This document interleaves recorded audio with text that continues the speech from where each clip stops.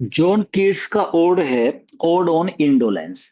तो कीट्स सभी जानते हैं कि अगर फेमस होने के पीछे कारण है तो उसके ओड ही है।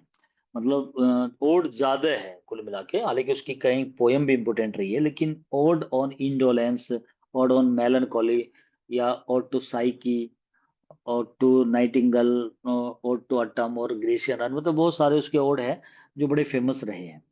ओड ओड ऑन इंडोलेंस जो है, ये इंडोलेंस वर्ड जो होता है ना, ये आलस के लिए आता है, लेजीनेस, या आप मतलब इनएक्टिविटी, मतलब निष्क्रिय, एक तरीके से आप कुछ भी नहीं कर रहे हो, आलस।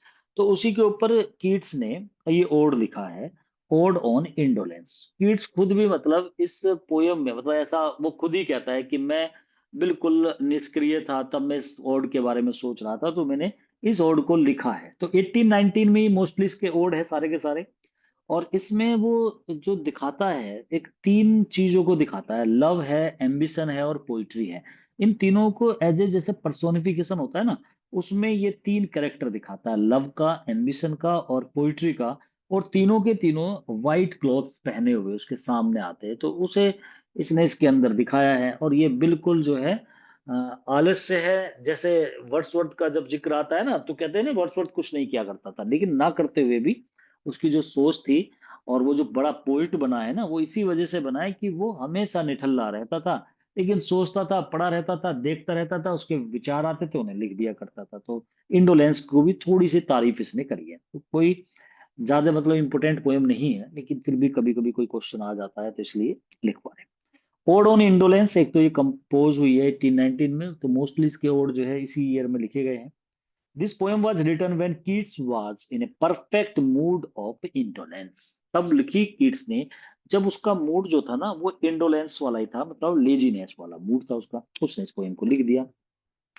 इसके अंदर कीट्स जो है, जैसे वो बहुत सुस्ती में लेटा हुआ है, वो देखता है, उसे तीन मूर्ति या तीन इमेजेस दिखाई देती है, एक लव की, एम्बिशन की और पोएट्री की। तो उन्हें तीन इमेजेस को देखता है, और ये तीनों की तीनों इमेज जो है ना, ये वाइट रंग के कपड़ों में लिपटे हुए थी, मतलब इन्हें इंसानों के रूप में देखता है, पर्सोनिफिकेशन है मतलब एक तरीके से।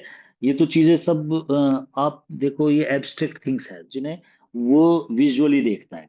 तो थ्री इमेजेस देखता है, वो व्हाइट क्लॉथ पहने हुए थे। एक इसमें फिडियास का कैरेक्टर है, was a famous sculpture of Greek. इसका जिक्र हुआ है कि ये ग्रीक का एक बहुत बड़ा मूर्तिकार है जिसका नाम है फिदियास। तो ये एक फेमस, इसका नाम इस ओड में आया था, तो इसलिए पूछ लिया जाता है जब कोई ऐसा नाम आ जाता है, या किसी गॉड का नाम आ जाता है, या कोई रिवर का नाम है, या कोई माउंटेन का नाम है, तो वो क्वेश्चन इंपोर्टेंट हो जाते हैं हमारे। तो हमें वो पता होना चाहिए कि भाई ये किस चीज के लिए यूज किया गया है।